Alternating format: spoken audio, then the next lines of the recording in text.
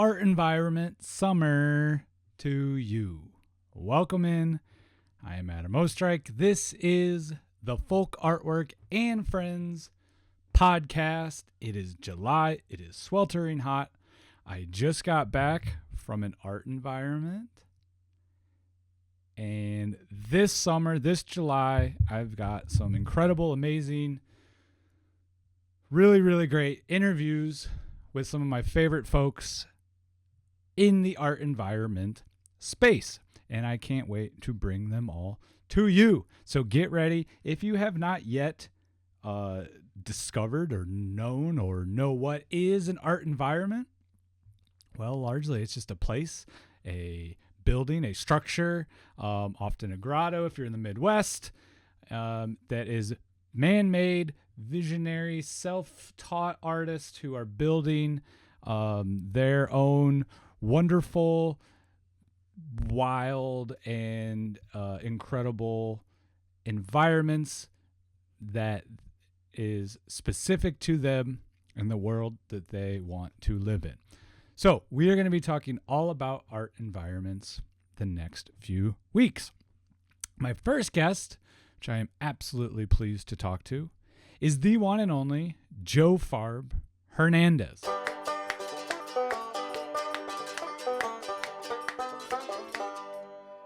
Quick side story. Yes, I did go to Watts Towers last week. Yes, it was phenomenal. That is not the story. The story is, a couple of weeks ago, I received this beautiful book titled Architectural Fantasies that was gifted to me by Traw Publishing. This book, written by Farb Hernández, is not only beautiful, it is chock full of fantastic information, stories, documentation, beautiful photos by Fred Scruton, and about art environments across the country and the world. The story is, I took some beautiful photos of this book, not to brag, I do teach photography, and who cares? I put those photos out, I shared them in my newsletter, and what do I know? I receive an email from Farb Hernández. We get to talking. She's in Spain for the summer. I'm in Iowa. We figured out a time, a place, when, and a where, and we sat down and we had a conversation about the decades-long work that she has done to document, preserve, highlight art environments across the world, in the United States, and specifically in Spain. We talked about many things, including this fantastic book, which again, if I did not mention, it is beautiful. It is not only beautiful, it is full of so much great information, dozens of art environments, some I've heard of, some I have not heard of. It is truly a must for your coffee table. The exciting part is that the folks at Traw Publishing are offering 15% off to anybody who would like to purchase this book. The promo code AF15. If you would like to purchase this book, put that in. Go to trawpublishing.com. You can click the link below. AF15 will get you 15% off this fantastic book written by Farb Hernández, photos taken by Fred Scruton. You will not be disappointed. I talked to Farb Hernández about her book, about her work in Spain, about the wild things that she encounters when she goes into these art environments, and the best way for us to document, preserve, and advocate for the artists who make these truly magical and one-of-a-kind art environments. Enjoy.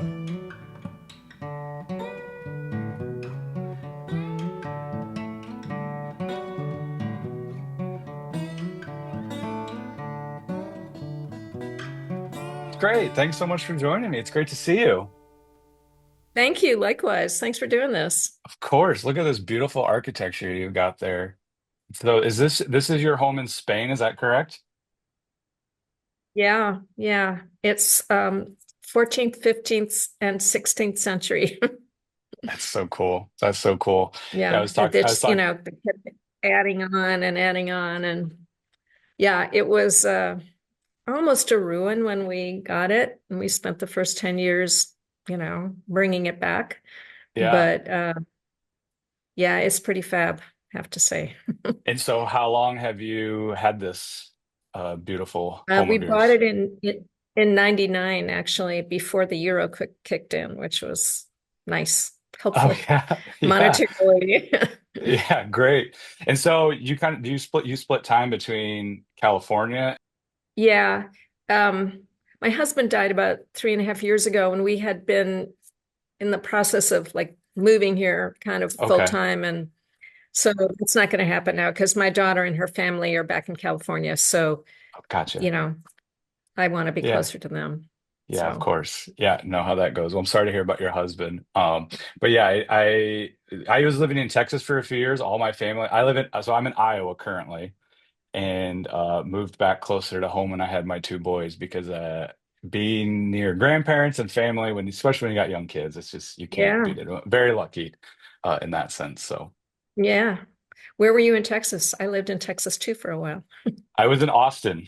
Oh, nice. Yeah, I was Much better there. than Commerce, which is where I was. Oh, really? So where exactly in that big giant state would that It's be? east between Dallas and Longview, or Okay, they're in sure. the yeah. Admittedly, I didn't get out too far to explore Texas too much. I did go to Houston once, went up to Waxahachie, just south of Dallas or Fort Worth. There's an amazing gallery there.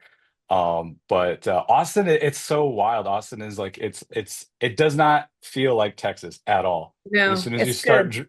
I know, and as soon as you start driving any other which way, you're like, oh yeah, I do live in Texas. That's right. Yeah, That's right. yeah, So yeah. yeah, I was down there for a few years, met my wife, had a son, and then we were like, let's move closer to Right. family in Iowa. So, Nice. yeah, yeah, it's been good. So we've been about 8 years up here now, and got an 8-year-old son and a 5-year-old downstairs. They've cleaned their room, did a little reading. We went for a walk, and now they've earned themselves some TV time while I do this. So Excellent. Good yes, strategy. exactly, exactly. Yeah. So. Well, again, thank you so much for joining me. I really, really appreciate it. I'm so excited to talk to you and hear all about the amazing art environments that you have documented over the course of your amazing career.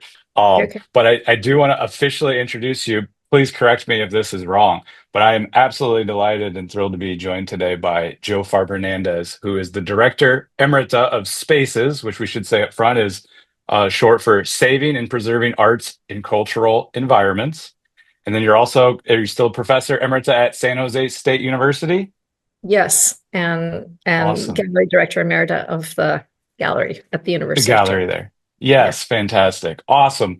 Well, again, thank you so much for joining me. As we were just discussing, you're currently in Spain, in your beautiful home and doing some incredible work that you've been doing in Spain. It's not the book that have brought us together. I do have that book. We'll get to this one.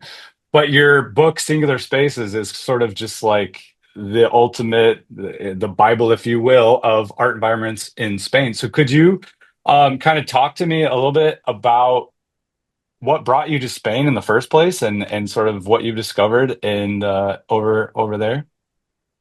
Yeah, it was definitely a non-art environment inspiration.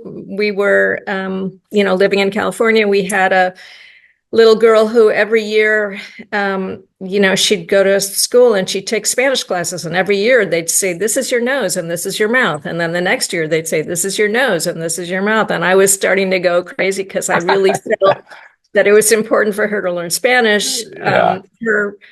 My husband, her father's family was all from Spain. And so there was this roots thing going on. And so Yeah. we decided that we would try to spend some time here. And we had a friend, Mel Ramos, who was a pop artist, who had two homes in a village near Tarragona, which is about 3 hours south of where I am now. And he said, "Sure, Sam, come. You can live in one of my houses. Well, I'm not using both of them. Go for it." So we're like, okay, and Yeah. we managed to. He had a sabbatical, and I managed to push my stuff off to both sides, and we came to Spain so that Larissa could learn Spanish. And so the first the first 3 months, she played with the kids on the street and learned Spanish. And by September, she was ready to start school. And, and we just kind of fell in love with it and decided we would try to spend more time here. And so we ended up we're much further north, about 3 hours further north from that, close to the Costa Brava. And just as I say, we spent many years restoring this house. And then in the process of really the first few months after we bought this house, we were just like doing a little sightseeing to see, what our new area looked like, and went down the road, and there was Josep Pujula up in these towers, like 30, almost 100 feet up in the air. And I thought, oh my God, it's like Sabato Rodia is up there doing these towers, and stop the car. Because I'd done my master's work on art environments. And so, I was primed for it. And and at the time, actually, when we had first come here, I was kind of casting about for a project to do. And so I ended up with this book called Forms of Tradition in Contemporary Spain, in which I kind of developed this theory of this continuum of traditionality going from the really, really traditional to the really, really idiosyncratic. And Pujula turned into my idiosyncratic guy, building this huge, phenomenal art environment. And so I pestered him all year and then kept coming back every year to, we would then at that time we were like doing California 6 months or whatever, and here. But as I was starting to do research for that book and all of the other artists in that book, I was able to go to the library and find books on, or, whether it was groups that did like public performances of good versus evil for village fiestas, or people that made these big paper mache figures that they would get inside and dance, or this potter that worked on a Phoenician era wheel without electricity and without centrifugal force. But I could go get information on those. And so well, where are all the books on Spanish art environments? And turns out there weren't any. So I'm like, okay, I guess that's me. So I finished that one book on the more traditional artists plus Pujula, and then continued, I should say, with the larger art environment project. And I thought maybe I'd find 15 or 20, maybe around the whole country. I had no clue, because nobody had ever done anything here, really documented anything at that point, and so so I just started working, and the more I did, the more I learned about, and the longer I was here, people, I'd go to an opening or a party, and people would go, so what are you doing here? And I'm like, well, let me tell you about my, and they go, oh, wait, I know one. There's like one over the hill in that village or near my grandfather's house, or, so it just kind of grew exponentially. And when I did the first Singular Spaces book, which was published in 2013, I thought, done. I'm done. I did it. This is this encyclopedia of art environments in Spain, until about a year and a half later, I was picked to run the program for Cal State in Spain, the junior year abroad type program. Oh, okay. And because I was there for an entire year based in Madrid, I had a lot of contacts that I was able to, parlay into giving lectures or roundtables or whatever about my project. And in the same way, in every single instance, I'd go, so, here's my big book. Anybody know anything that's not in here? Ha ha, as if, right? Yeah, right. And every single time somebody would raise their hand. So it was like, okay, I'm starting over here, Yeah. So there are 99 additional art environments in Singular Spaces 2, in addition to the 45 in the first one. Amazing. I'm gonna try to keep in respect to your time, keep doing an hour or so. Although I've got a list of questions, but I feel like a million more are going to pop up here. But because it's evening, we should say you are in Spain. It is evening there. It's morning here. But I want to kind of go back to when you first like discovered that. I'm sure your daughter, like my boys, are like, okay, here we go, another random dirt road we got to go down to see this weird structure my dad's interested in, whatever. Um, Although they love it, like they absolutely love it, Right. They right? love it. What's Um, not to love? yeah. But did you, when you first started like asking around about these environments in Spain there, were you kind of known as like the weird lady that's always asking people about these environments, or were they very open and receptive to your inquiry about these incredible spaces? Um, in some ways, I feel like except for at those lectures later after I'd already published that first book, I wasn't like proactively really asking people, hey, have you seen an art environment around here? Yeah, yeah, yeah, There was that kind of, it was more that I would see them as I was, driving down the road, or yeah. that I would just happen to mention to somebody that I was doing this, and they go, oh, well, actually, there might be one. And in general, people were very welcoming and very receptive. And um, I mean, I always say that I'm the outsider here, right? I mean, my Sure. Spanish is not perfect, and I've come from halfway around the world to look at this stuff. And I think in some ways, I got more of a pass than maybe somebody would have here because as I said, there wasn't any book published on this material. And so what I was finding were very anecdotal, very superficial little blurbs in a newspaper or something. And mostly they were derogatory. It's like, Oh, look at this sure. crazy guy.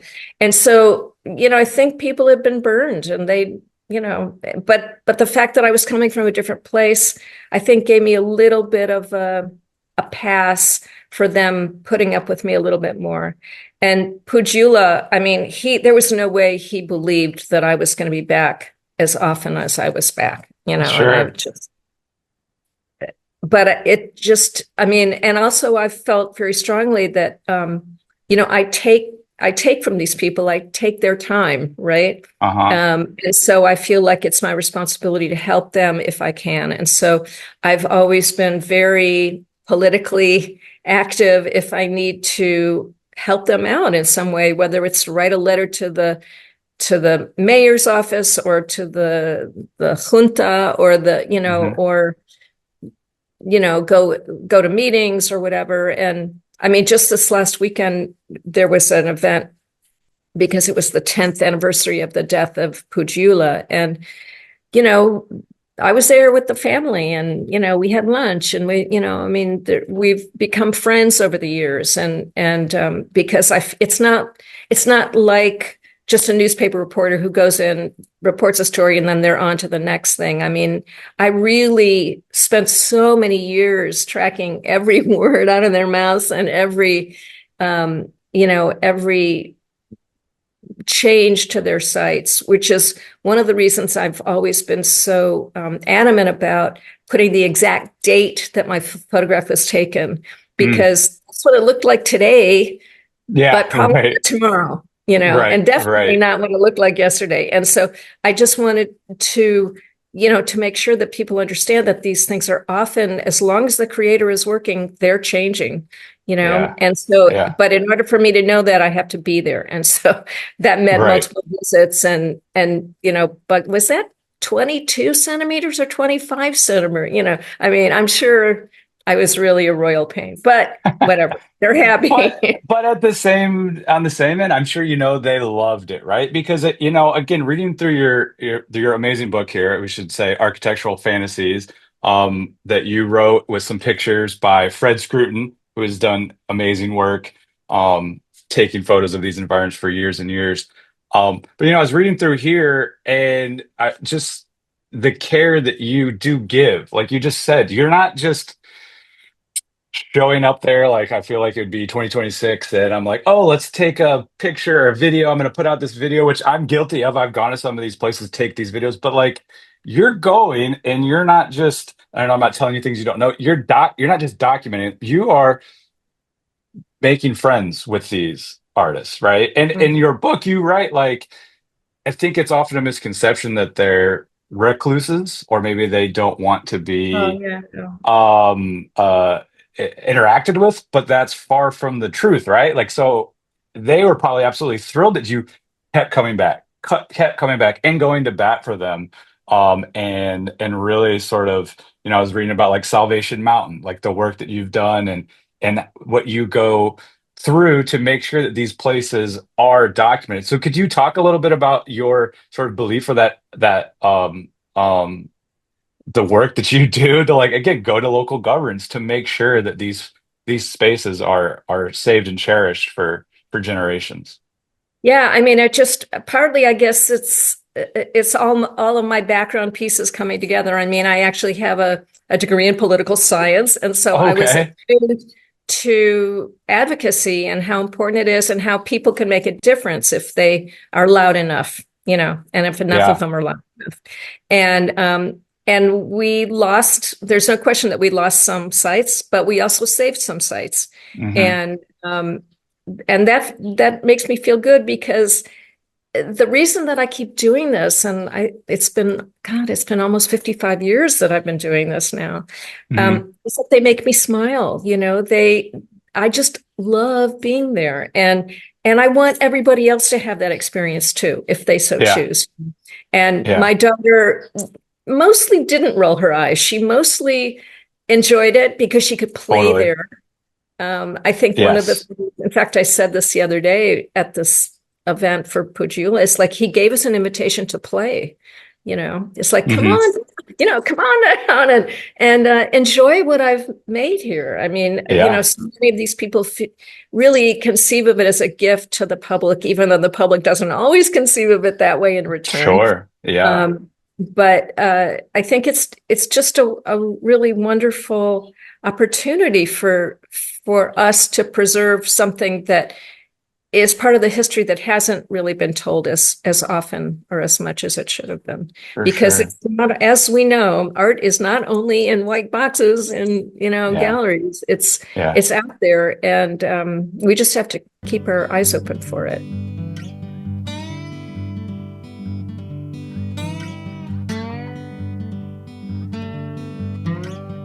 Yeah, well, it's clear that you sort of have a gift. I was reading that you like tried to go on an interview that you tried to go on a vacation in Morocco, not planning on like, you know, documenting all these things, but you're walking past like, oh, there's three, four of them, and it's just you clearly have the gift here. I'm gonna kind of jump around a little bit chronologically, but you Of just kind of course. reminded me that my oldest son, as I was flipping through this with him this morning, he's 8. We went to Bishop Castle about 2 years ago, and he is still mad at me that I would not let him climb all the way up to Oh, the very totally. top. Totally. Because we got to like the first sort of big ledge, which is like 2.5, 3 stories tall, and I'm already starting to feel a little woozy there. I'm getting afraid of heights, and he's like, "I want to go all the way." I'm like, "No, no." Me Right. and my dad both. My dad went, and we're like, "No, no, no, no, no." But there are people that do it, and I love to your kind of your point there, Jim Bishop, who created that.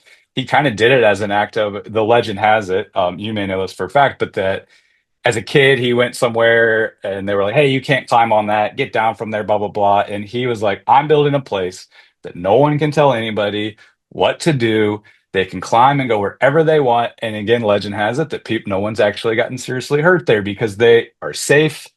They are free to explore and have a great time. So, And yeah, they take responsibility for themselves too, for which is sure. something I think we need more of in the States. But yeah, Yeah. Yeah. And just to be like, yeah, I'm sure, again, you just being respectful when you go to these places, right? And right. like and that's why you were so welcoming. Um, but speaking of kids and my kids, and this is a question I kind of ask everybody, because I've been interviewing a lot of people in this sort of that outsider art world, right? Which is a world that, my background growing up in Iowa is like, I have never heard of that in my entire life. But like, what was your relationship to art like when you were growing up as a kid? Well, actually, I'm from an art family. Okay. My dad was an artist. My uncle was an artist. My sister turned out to be an artist. I have cousins that are artists, and So my you had no husband was. choice. Right. Yeah, right, I right. actually, the reason I have a degree in poli-sci and French, actually, of all things, Oh, s'il is vous because plaît. I felt that art like wasn't something I should do because everybody was doing, it's like, Right, right. and it took me a couple of years in school before I went, yeah, no, I probably should get back to what I'm really supposed to be doing. So Yeah, I yeah. finished what I had to do with those others, but then the other thing that really informed my work, I think, was my master's is actually in folklore with a Oh, sure. concentration in folk art, and the thing that I learned from that experience was that you never really know what's going to be important. And so I really try to cast a really wide net and ask as many questions as I can about all kinds of different things and follow threads wherever they take me, because you never know what that little piece is going to be that's going to be that aha moment. It's like, Hmm. oh, I get it, why all this fits together in this way. Yeah, And so it's kind of a more ethnographic approach. And sure. just actually, Fred and I both take photographs, but he's a professional photographer, and Yeah, I basically and he like will set up his shot and wait for the light to be right and take the perfect shot, right? yeah, And yeah, I'm out there and I'll take 100 photos for his one perfect photo, yeah. but it helps me remember what I saw when I go back to write. And it also helps me kind of place everything in a different kind of way, as opposed to like the perfect art shot. I'm trying to get at all the little pieces and the piles of materials that are waiting to be used, Uh-huh. or the piles of materials that have been tossed out because they didn't need to use them, or all the different little pieces, and follow up all those threads so that I can tell the story in a way that's as complete as possible. Because, when I come onto these sites for the first time, I don't know these people. I may Yeah. know a little bit about it, but sometimes I haven't really known very much. And especially with the first Singular Spaces book, this was before Google Earth for me to really see what was Yeah. going on. This was Yeah. before I could call up most of their contact information online. So a lot of times I was just like knocking on the door basically and going, hi, you don't know me, but Yeah. I am. Yeah. And so yeah, so I because I didn't know what was important, I needed to try to keep myself open to everything. Yeah. Can you recall or do you remember the first art environment that you stumbled upon or went to, or that artist that you met and had that conversation with? Um, the first ones I went to were in Wisconsin because I was at school in Madison, and Okay. my husband had been turned on to them by his old art teacher. He was at Arizona State for a semester and Gotcha. hated it, and came up to Wisconsin, and we met there. And our first date actually was going out to see art environments, because Amazing. Yeah. like, yeah, let's do this. And then Yeah. we just kept, so um, I have photographs and audio cassette tapes of Fred Smith and Herman Yeah. Roosh. And, this was back in the early 70s, and nobody was really doing it. We didn't know what to call these things. That when I did my master's thesis on it, because it just so happened that all the ones that I had studied had a base of concrete, so I just called them concrete assemblage. Oh, yeah. Kind of growing up from a more arty kind of Sure. Yeah. Yeah. Yeah. term, but and you know attaching it to the medium. But there was really no sense that these were art environments, and certainly I would never call them folk art environments, because they're not folk art, because Yeah. they're not generated out of a community that can recognize a good art environment versus Yeah. you know, Yeah. or where are they, as you say, outsider? I mean, these are people that are just following their own muse, and they're much more akin to contemporary art. It's just not what the mainstream of contemporary art is doing. It's just Right. another current.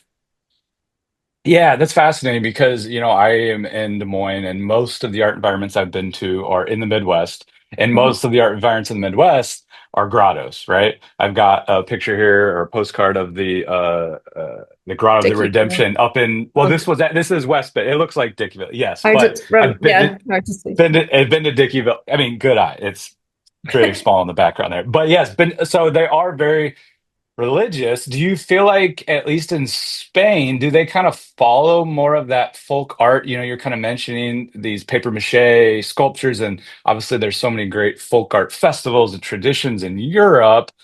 Is there a difference there, or how would you kind of categorize religion, folk art, or just like you were saying, maybe just idiosyncrasies, just of one artist following their whatever their vision Right. is? Um, I still don't think these are folk art. Sure. Probably will Okay. never think they're folk art. Yeah. Yeah. Um, and I do tend to, I mean, I haven't done a count really, but uh, I think that in the States, there tend to be more religious based art environments, Hmm.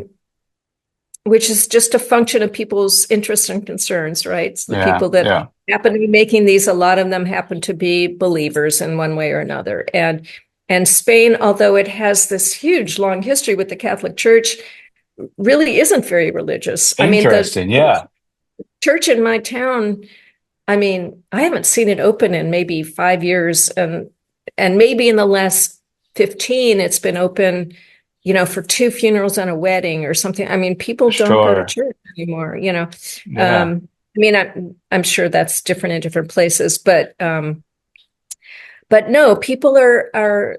I mean, somebody said, I forget who it was, but that it was like a, a 3D CV. I mean, this is what's interesting to me, and so I'm going to tell you about it by what I'm building, right? Yeah. Yeah. It's putting all of my concerns out there, all of my interests out there, and also, of course, the stuff I can find to build it with. Right. Um, and so, if they're not believers in some way, then that doesn't really become part of it as much. Yeah. Well, yeah, it's fascinating because I feel like I've been to more Catholic grottos than I'm not Catholic. I'm not overly religious, but I enjoy them for what they are. Yes. Um, and I think too, to your point, I was reading about in the book here about Salvation Mountain, clearly a very religious art environment. But I kind of like it's almost the last sentence in your book here, but the last part about how believers and non-believers alike can find inspiration here, and not just Salvation Mountain, all of them. Mhm. I guess I kind of feel like I keep going back to some of these, and I feel like maybe if this is similar for you, because it is almost like a religious experience, no matter what your religion, if you believe supernatural, don't believe it, but it is an experience every single time. And I was actually Definitely. talking with Larry Harris last week, who says hello. Narrow I know. Larry, for those of you who are maybe familiar with his amazing website and the work that he does. But we were talking about how when we go to these spaces, these art environments, it's kind of nice that you're almost sometimes there by yourself. Not too many people know about them, but you're almost like, why isn't everybody here? Come, like this is one of the greatest places and it's in your backyard or it's down this road. Like, why are you not here? Because it is like a religious experience. So can you maybe talk a little bit about your first meeting with Seymour Rosen and then the amazing work that you've done with Spaces? Yeah. So actually need to drill down on this story, but somehow Seymour contacted me Okay. because he had heard that I had been doing some work um, on art environments. I'm not sure if it was that I, pass cross when I was in LA and I was, doing the Watts Towers and Grandma Frisbee and, some of the other sites down there at that time, or that he'd heard about my Wisconsin, my Midwest thing. But anyway, we started talking and found that we had a lot in common. And we ended up working together. We did an exhibition together on California art environments around 1985, I think. I was directing the Triton Museum of Art at that time in Santa Clara, California. And he had some pieces and then his photographs, and we just did a show of 10 sites, as I recall. And then, I don't know, I kept in touch and we kept trading information back and forth. And when he decided that he needed to start thinking about his future and the future of spaces, I got more involved, and then I was in a work situation in which I wasn't involved in an institution for about 7 years or 8 years or something. And I'm like, I will help you write grants and I will help you do that kind of thing, because that wasn't his forte, obviously. And then when he became sick and we started talking, and he said that he wanted me to take over after he passed away. And it wasn't quite as smooth as that, but that's ultimately what happened. And we moved spaces from LA up to near where my house is. We took a space up in Aptos, California. And it was quite a process, just moving out of there, and stuff wasn't necessarily in the best condition. He had an outbuilding that a lot of the material was in, and but at any rate, I just tried to do what I could, because I'm so passionate about this material.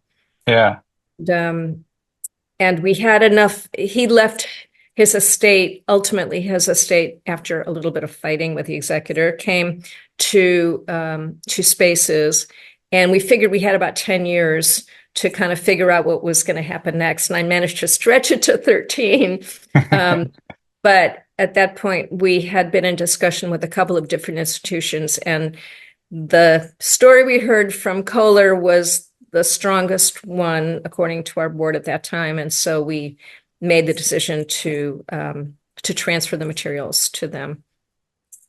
And so in terms of materials, are we talking all like the photographs? Because I think wasn't Seymour an incredible photographer as well? And is that how he started, was just going around taking photos of these environments and documenting it that way, the old fashioned way, right before the internet and all that? Was that the materials that you were working with? The basis was California, because that's where he was. And he'd started with the Watts Towers, and he somebody had turned him on to them.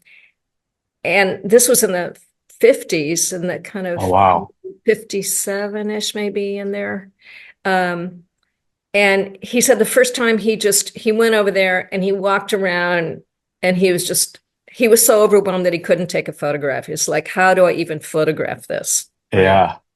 But he went back again and again and again and again. And then he was, of course, involved in this 1959 stress test when they did, they had this bet with the city of Los Angeles, basically, and the city of LA is like, I'll bet that, if we try to tear that sucker down, it'll come down. And the committee is like, nah, it won't.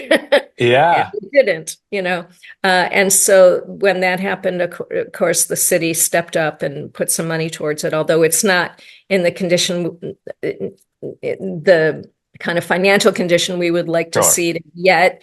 But there's, and it has also had a checkered history of people that have said they were going to be helpful and weren't so helpful and that kind of thing. Yeah. But at any rate, that's how he got involved. And at first he thought this is just an LA thing. And then he thought, oh, this is just a California thing. And then he realized that no, in fact, they're everywhere. Right. And, And I, just because of my own background, I was able to bring in a lot more European and other global information and try to really make it a more global organization. Yeah. And so, so it was photographs and videos and, artist documents. So like Grandma Prisby's, her papers, or Art Beale's papers and his notebooks and his, whatever could be collected. And some of those, sites, as Seymour was there documenting, they were coming down, right? So he rescued a few pieces, and some of those now are in the Kohler collection. Yeah.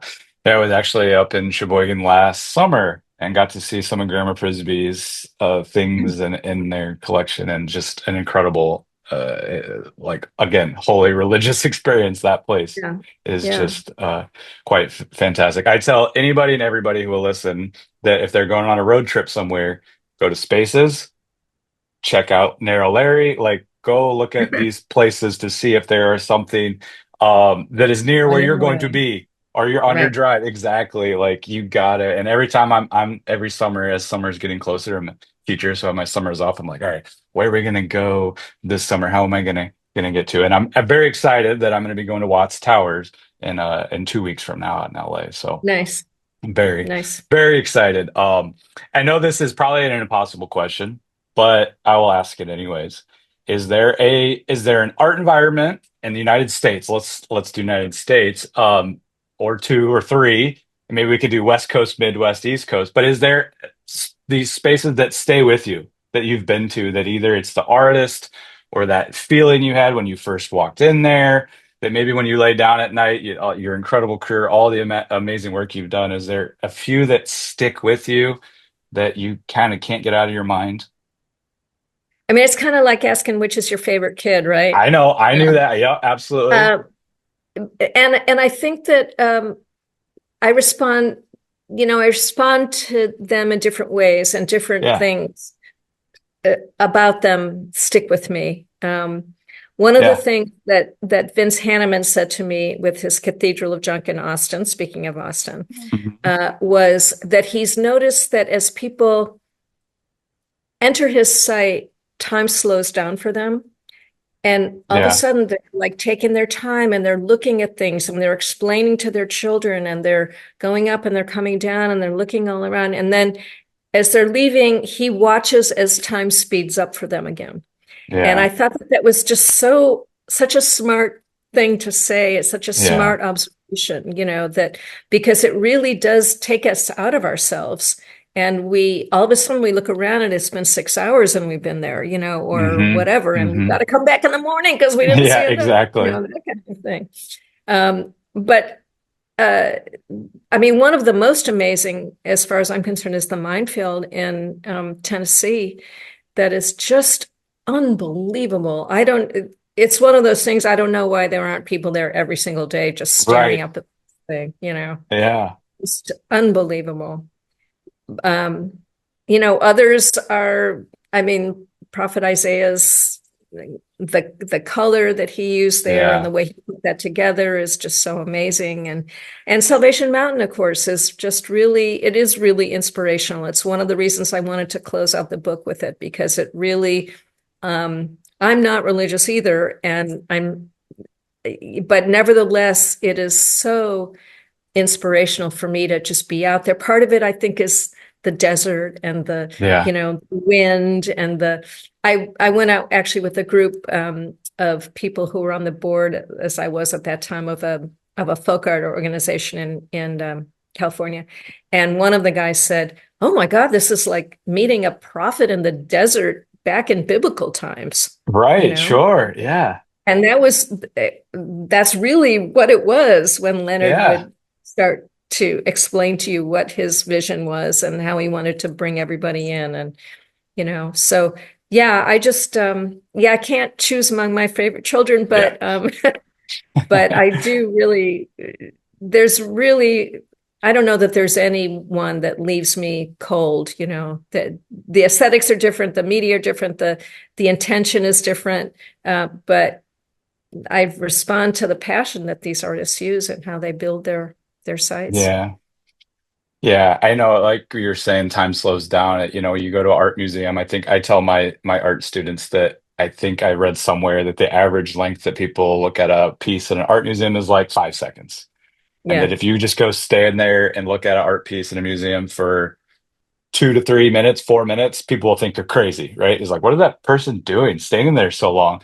But at these art environments, you have to slow down because every single inch of the space is something new. You know, been to Dickeyville probably 4 or 5 times, and you discover a new piece of Yeah. china, a new cup, something that is a new rock, something that is that just blows you away. Again, the colors and And that's um, why I think it's so important for us to document and redocument and redocument and redocument, and different mhm. people taking photographs with different eyes and different seasons and different times of the day and different times of the year. And because we see something different each time, and it Yeah. helps to put together the whole of what this artist was doing. Yeah. And on that note, then I have a question from my 8-year-old. I promise I don't always make take questions from my 8-year-old, but we were flipping through this book and we flipped through, and I don't know, I can't find it right now. I might have lost my card, but there was a big SpongeBob at one of the spaces. So his question that I asked him what I should ask you, he said, "What is the wildest thing that you can think of that when you walked into a space, like the craziest, wildest thing that you can remember that jumped out to you? You're like, oh, okay, this is here." That somebody put it in, Yeah, that that is something that in was part their of that it. is in their environment. Yeah. Well, I've always been surprised how many toilets there are. Yeah, sure. But they're porcelain, they won't rot, Yeah, there you they go. have Yeah. interesting form, so. Yeah. Amazing. Amazing. Is there any story or two that it'd be worth sharing? You know, again, meeting an artist, you know, that is obviously, again, it can be a very sacred and personal experience, but are there any stories when you either first met an artist or one of these creators in their environment that you would be worth willing to share, that has stuck with you? I mean, that the summer that I spent going back to Wisconsin and interviewing Herman Rusch and Fred Smith and was really special for me. We documented them a little bit earlier, but then when I realized I needed a master's project, I was like, okay, well then I now have to go do it real. Yeah, sure. And it was just super hot, and I just remember, Herman Rusch saying, you don't want to just do good enough. If something's just good enough, that's not good enough. You really want to make it something that is right. Don't be satisfied with something that is just good enough, he kept saying over and over Yeah. again. And I just remember it was so hot and we were just all dying, and but he said, you don't want to carry that stuff around in your head like a hat rack, he'd say. You need to let it That come out, and express your creativity, basically, which was great. that's great. Yeah.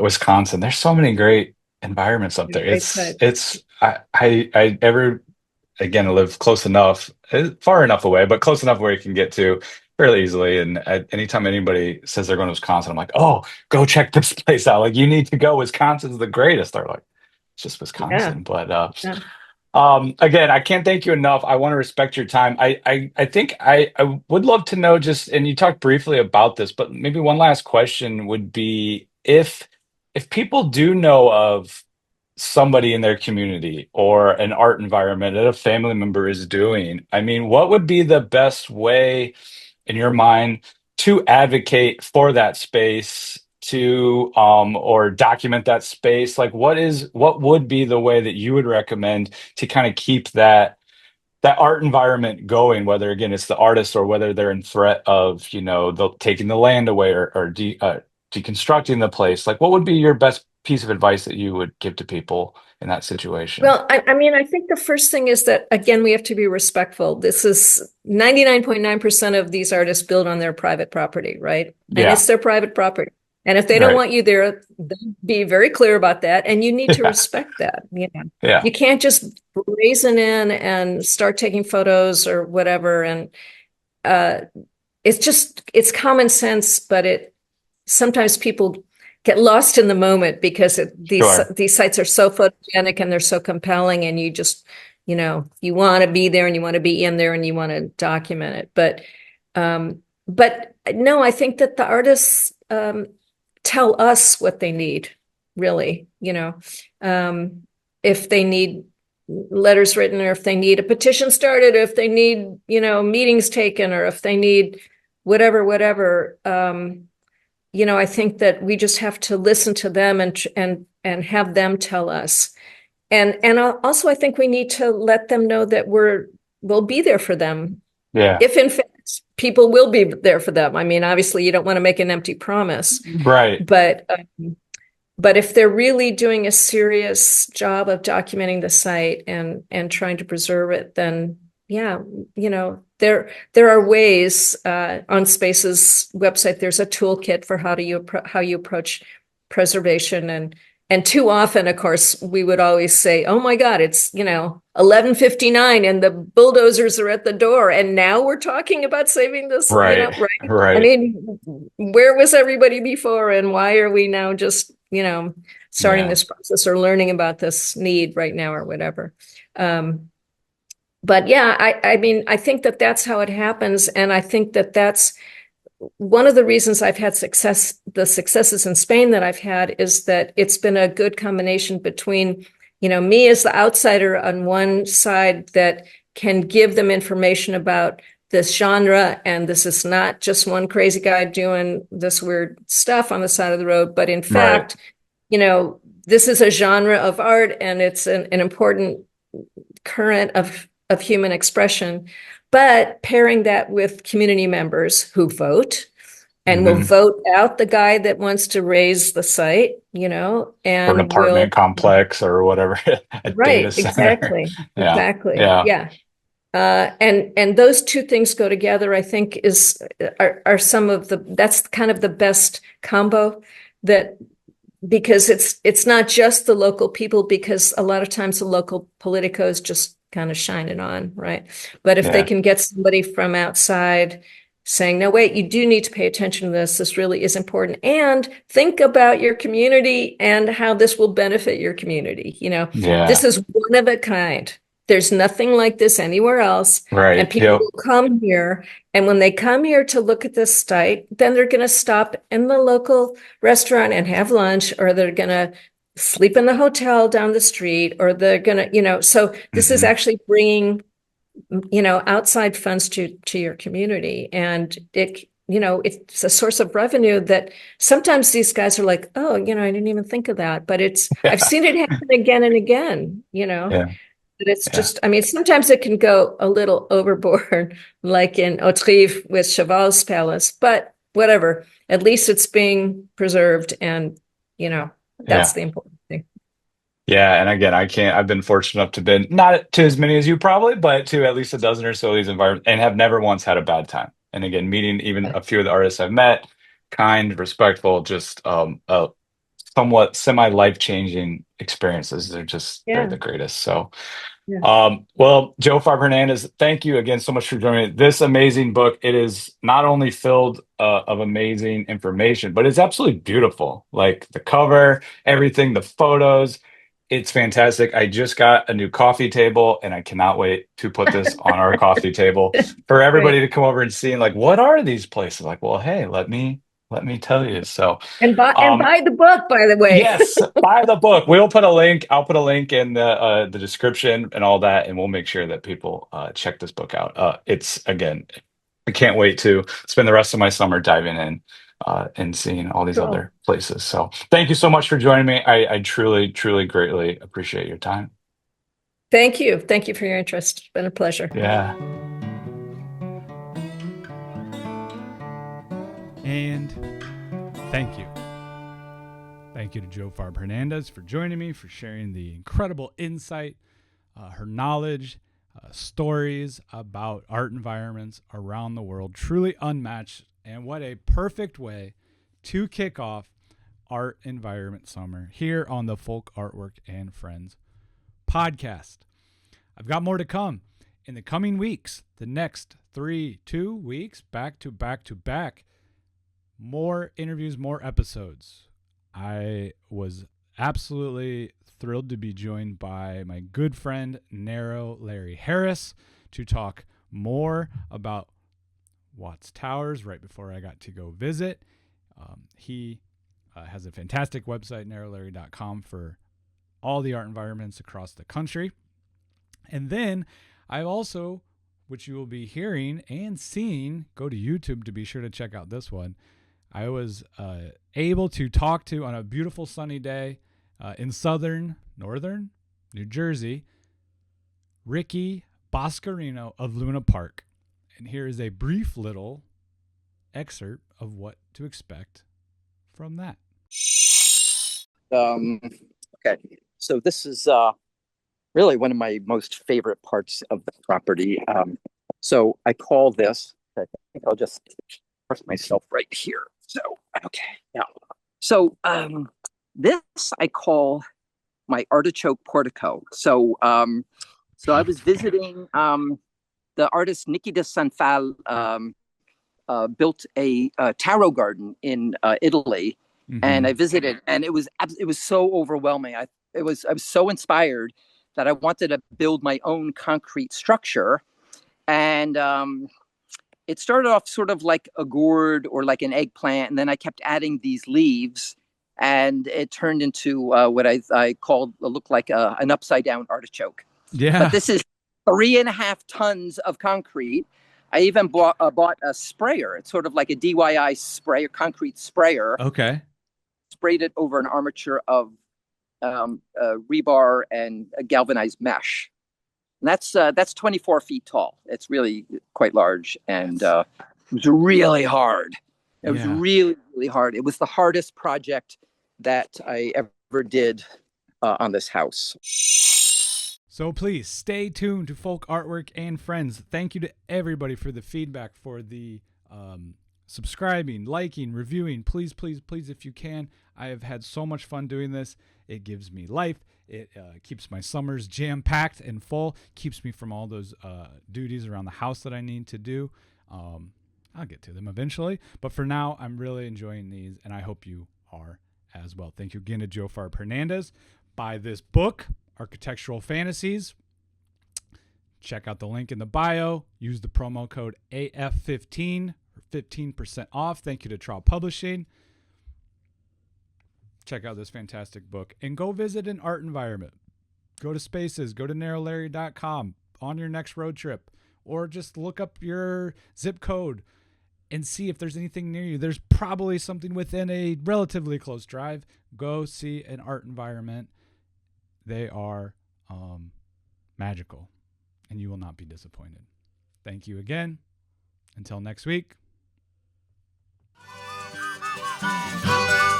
And thank you to Jason Brown for the Folk Artwork and Friends theme song and all the interstitials.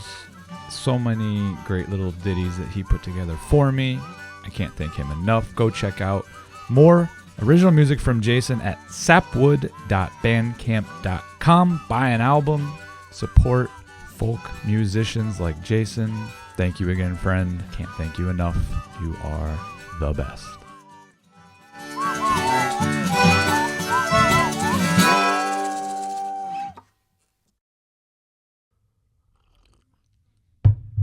It's got to be this.